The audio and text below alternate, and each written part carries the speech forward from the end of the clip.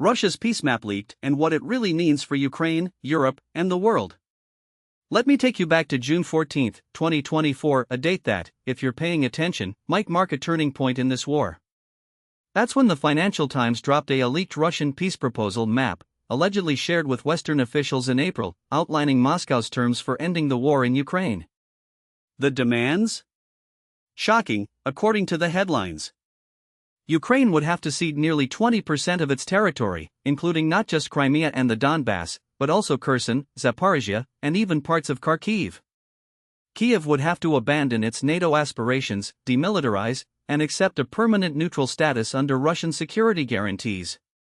The West's reaction was outrage, dismissal, even mockery. Unacceptable, said Blinken. Delusional, sneered The Economist.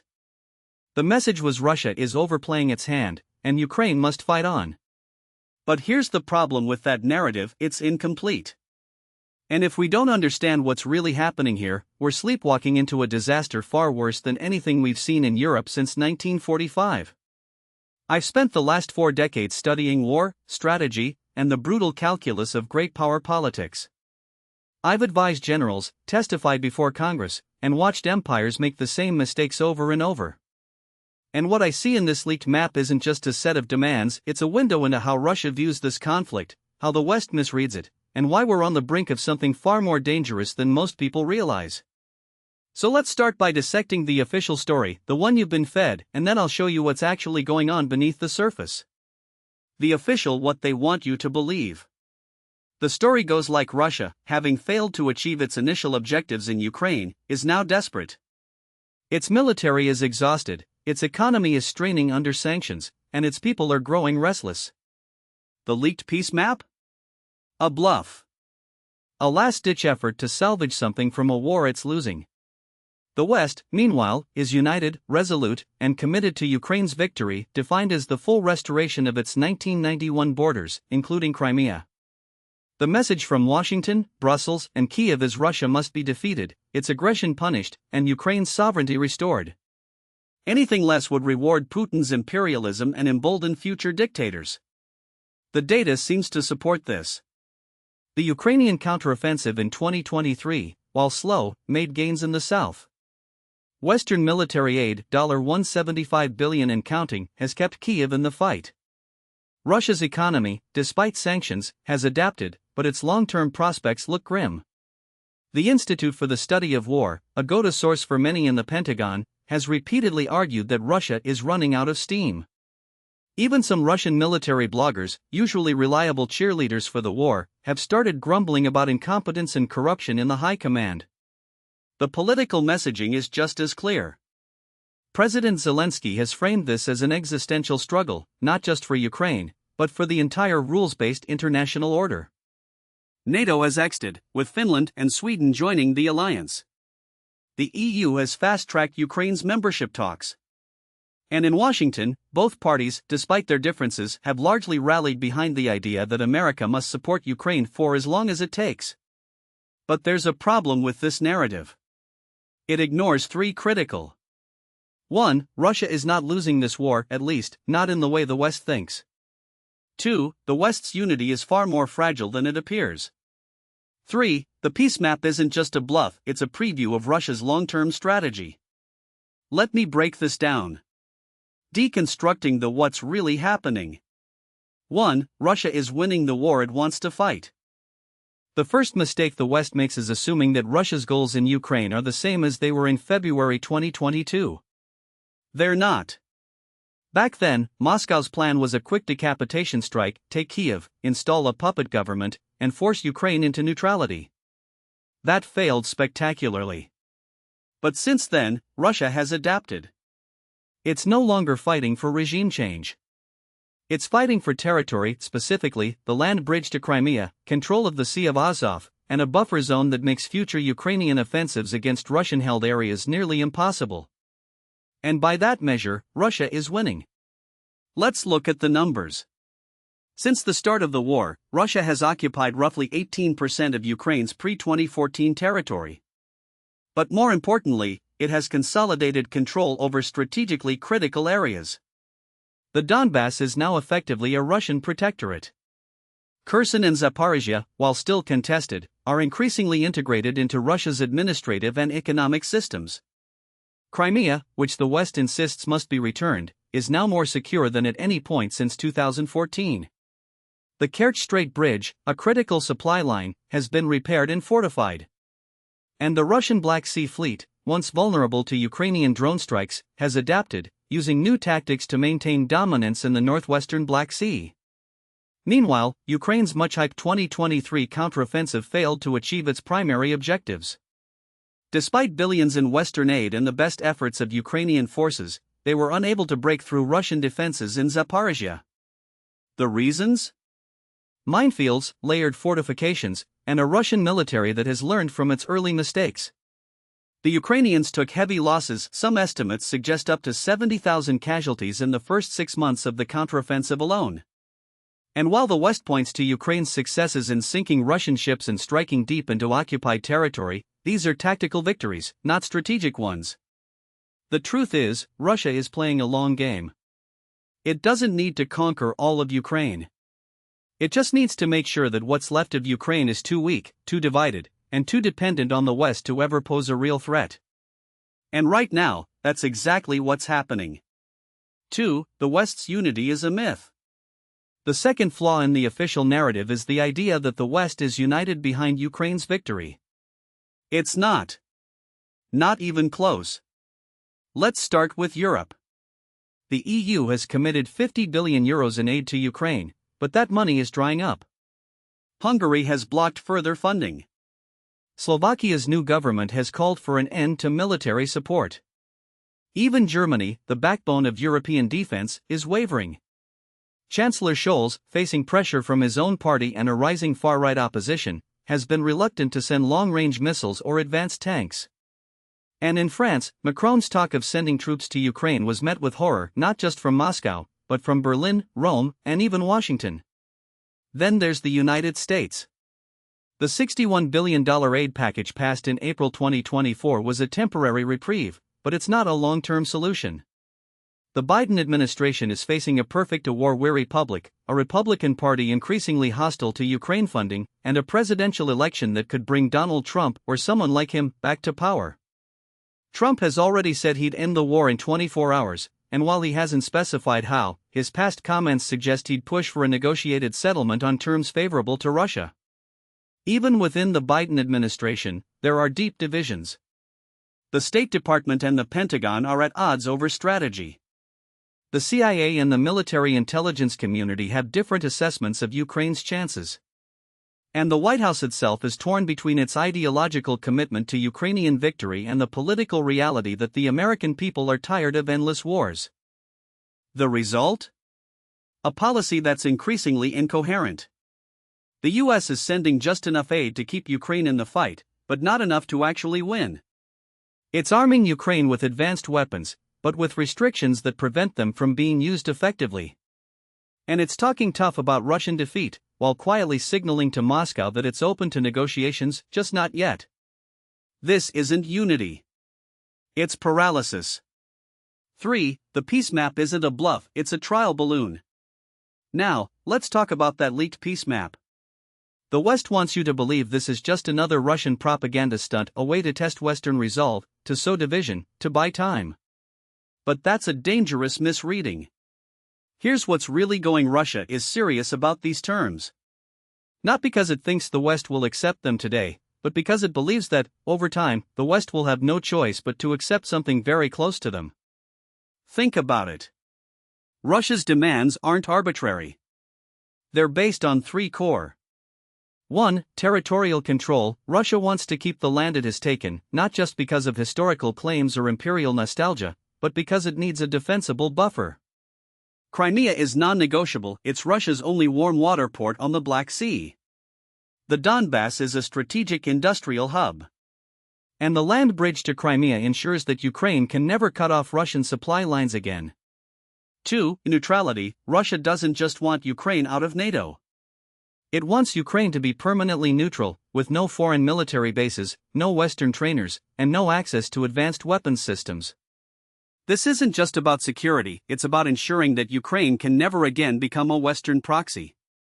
3. Demilitarization. Russia wants Ukraine's military reduced to a level where it can't pose a threat. That means no tanks, no long-range missiles, no air force. In other words, Ukraine would be a de facto vassal state, dependent on Russian security guarantees. Now, does Russia expect the West to accept these terms today? Of course not.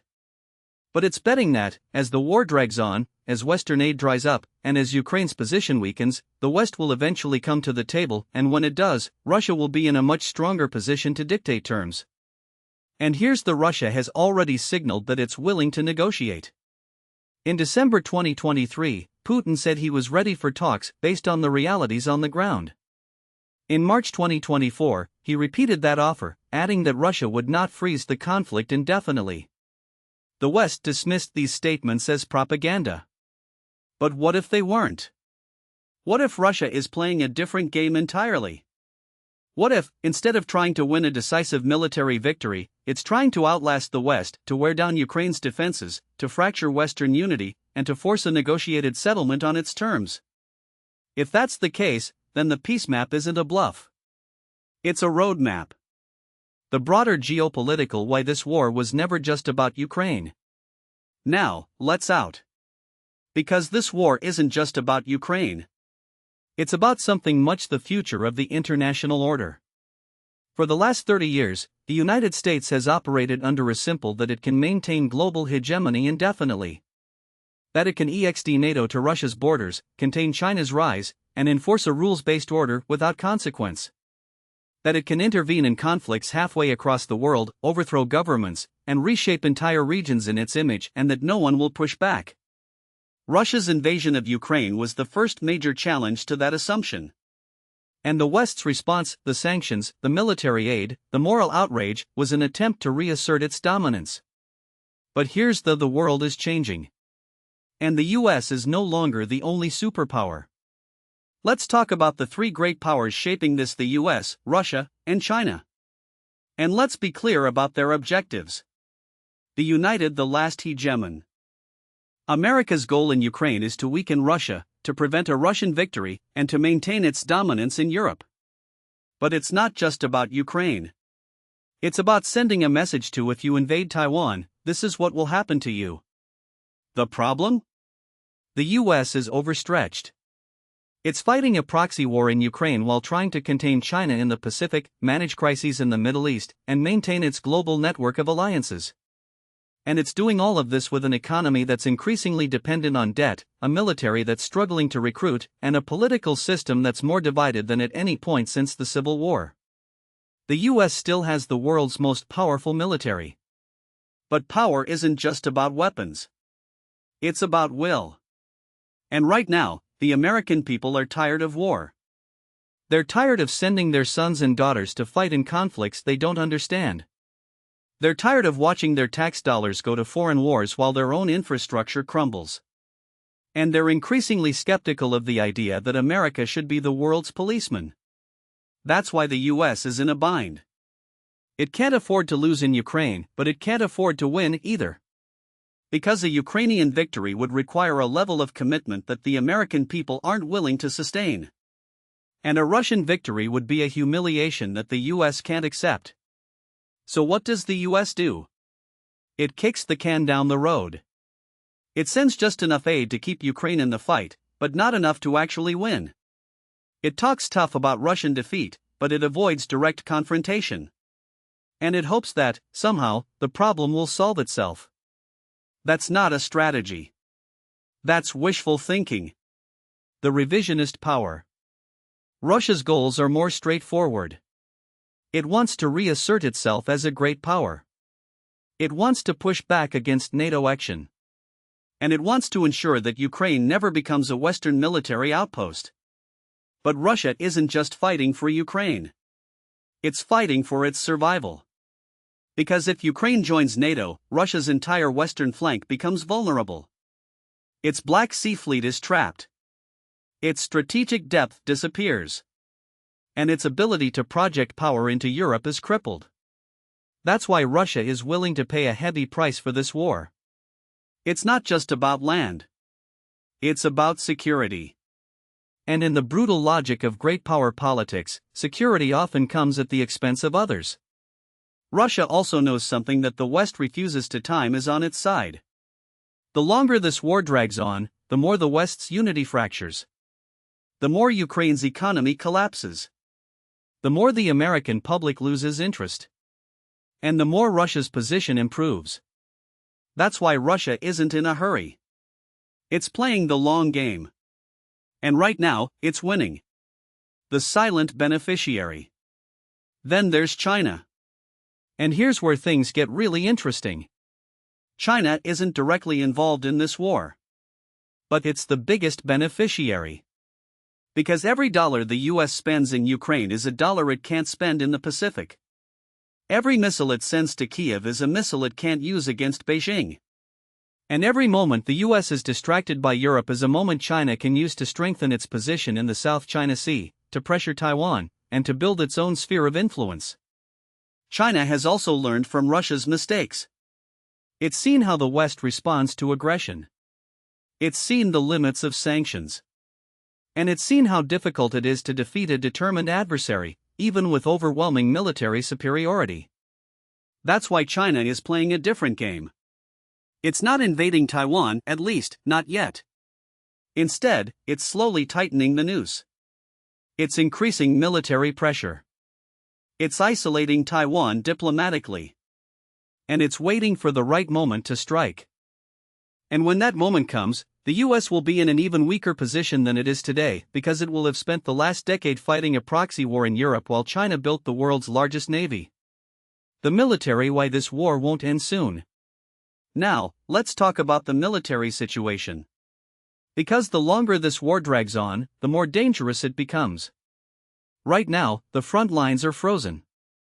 Ukraine is running low on manpower, ammunition, and air defense systems. Russia, meanwhile, has adapted. It's mobilized its economy for war. It's increased production of artillery shells, drones, and missiles. And it's learned from its early mistakes. The result?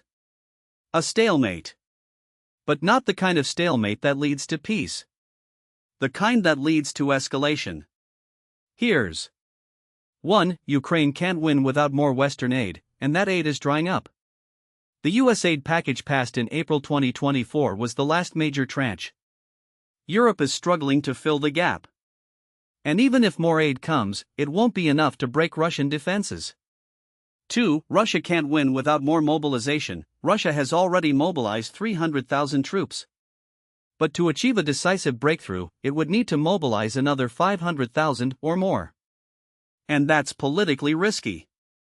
Putin knows that another mobilization could spark protests, even unrest. So he's trying to win with what he has. 3. The risk of escalation is real. The longer this war drags on, the greater the risk of miscalculation.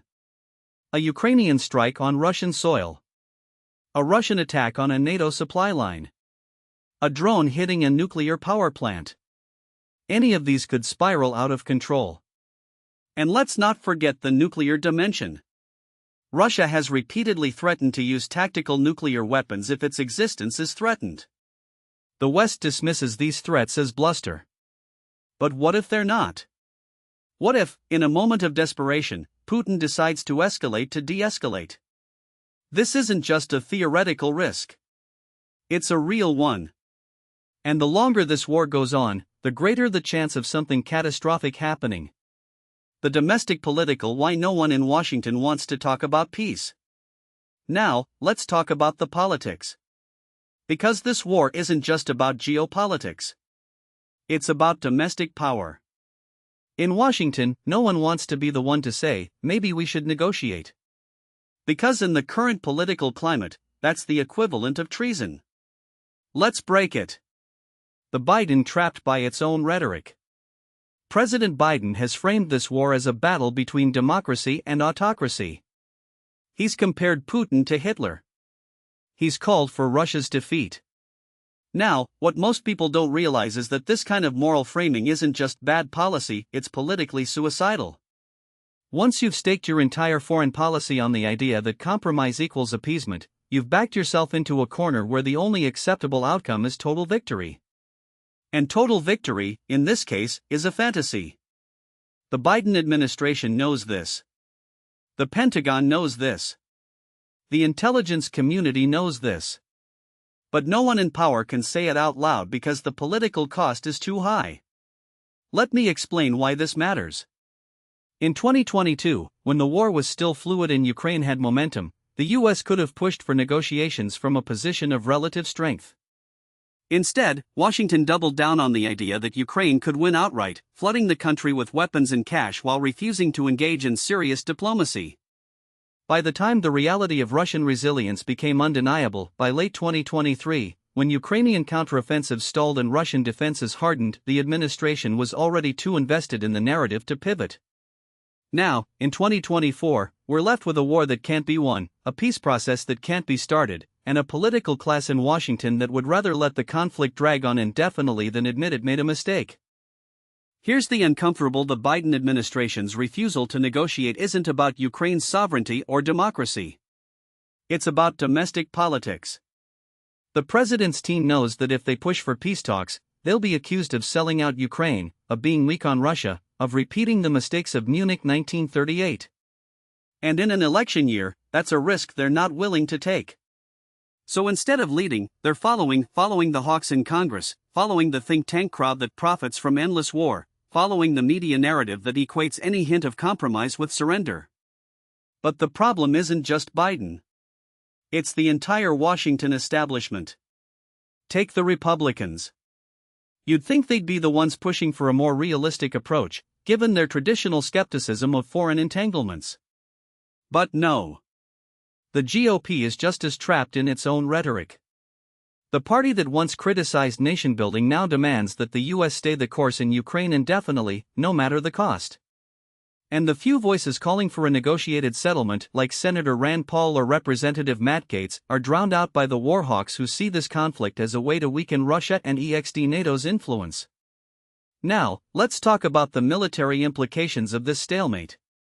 Because while Washington dithers, the situation on the ground is deteriorating in ways that will have long-term consequences for European security. First, there's the issue of Ukrainian manpower. Ukraine has already lost hundreds of thousands of soldiers. Some estimates put the number as high as 500,000 killed, wounded, or missing. And while Russia has taken heavy losses too, it has a much larger population to draw from. Ukraine doesn't. The country's birth rate has been declining for decades, and its pool of fighting-age men is shrinking. Even with mobilization, Ukraine is running out of soldiers. And no amount of Western aid can fix that. Second, there's the problem of industrial capacity. The US and Europe have ramped up weapons production, but not nearly enough to keep pace with the war's demands. Russia, on the other hand, has fully mobilized its defense industry. It's producing artillery shells at a rate of 2.5 million per year, more than the US and Europe combined. And it's not just quantity. Russia has also improved the quality of its weapons, thanks in part to Western sanctions backfiring. By cutting off Russia from global supply chains, the West forced Moscow to develop its own microelectronics, drones, and precision-guided munitions. The result? A Russian military that's more self-sufficient and more lethal than it was 2 years ago. Third, there's the question of NATO's role. The alliance has been instrumental in keeping Ukraine in the fight, but its involvement is a double-edged sword. On one hand, NATO's support has prevented a Russian breakthrough. On the other, it's made the war a proxy conflict between Russia and the West, raising the stakes for everyone involved. And the longer this goes on, the greater the risk of direct NATO-Russia confrontation. We've already seen close calls: a stray missile hitting Poland, a Russian drone crashing in Romania, cyber attacks on NATO infrastructure. None of these incidents have escalated, but that could change in an instant. Let me give you an example of how quickly things can spiral. In November 2022, a Ukrainian air defense missile landed in Poland, killing 2 civilians. For a few tense hours, NATO debated whether to invoke Article 5, the alliance's collective defense clause. The crisis was defused, but it was a wake-up call. What happens if next time it's not a Ukrainian missile but a Russian one? What happens if a NATO soldier is killed? The potential for miscalculation is enormous, and the consequences could be catastrophic. Now, some of you might be thinking, Macgregor, you're being alarmist. The West has managed to avoid direct conflict so far. And you're right, so far. But wars have a way of escalating when neither side is willing to back down. And in this case, we have two nuclear-armed powers locked in a high-stakes struggle with no clear off-ramp. That's not a recipe for stability. It's a recipe for disaster. So where does this leave us? With a war that's stuck in a bloody stalemate, a political class in Washington that's too afraid to negotiate, and a military situation that's only getting worse. And the longer this goes on, the harder it will be to find a way out. Here's what needs to happen. First, the US and Europe need to accept that Ukraine cannot win this war militarily. That doesn't mean Ukraine has to surrender. It means recognizing that the only path to peace is through diplomacy. Second, the West needs to stop treating negotiations as a dirty word. Every war ends with a deal, and the sooner we start talking, the better the terms will be. Third, we need to stop pretending that this is just about Ukraine. This is about the future of European security, and the longer we wait to address that reality, the more dangerous the world becomes. But I'm not holding my breath. Because in Washington, politics always comes before strategy. And right now, the politics of this war are toxic. No one wants to be the one to say, enough. So instead, we'll keep sending weapons, keep pouring money into the conflict, and keep pretending that victory is just around the corner. And all the while, the bodies will keep piling up. Now, what most people don't realize is that this isn't just a failure of strategy, it's a failure of domestic politics, and not just in Washington. Look at the numbers. Since February 2022, the US has sent over $175 billion in aid to Ukraine, according to the Kiel Institute for the World Economy. That's more than the entire GDP of countries like Hungary or Qatar. And yet, for all that money, we've achieved exactly nothing in terms of a decisive military outcome. The front lines haven't moved meaningfully in over a year, and the Ukrainians are running out of men, ammunition, and time. But here's the uncomfortable: the American political class doesn't care. Not really. Because this war isn't about Ukraine, it's about domestic power. For the Biden administration, Ukraine is a political shield. It's a way to deflect from inflation, border chaos, and the growing sense that America is unraveling at home. Every time the White House asks for another $60 billion, it's not just about funding a war, it's about signaling to the base that they're still the party of global leadership, still the ones who can stand up to Putin. And for the Republicans? Well, most of them are too afraid to oppose it. Because if they do, they'll be branded as Putin's puppets, and in today's hyperpolarized climate, that's a career-ending move. Let me explain why this matters. In 1968, Lyndon Johnson was facing a similar dilemma.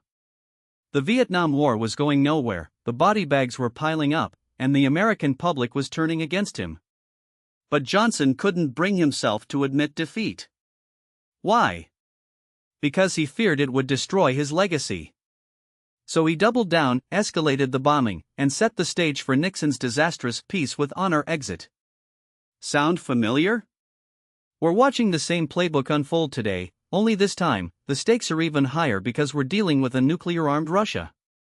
Now, you might be thinking, full steam ahead, no matter the cost. And it's not just Congress. Look at the Pentagon. The US military is stretched thinner than it's been in decades. We've got aging equipment, recruitment crises, and a defense industrial base that can't keep up with demand.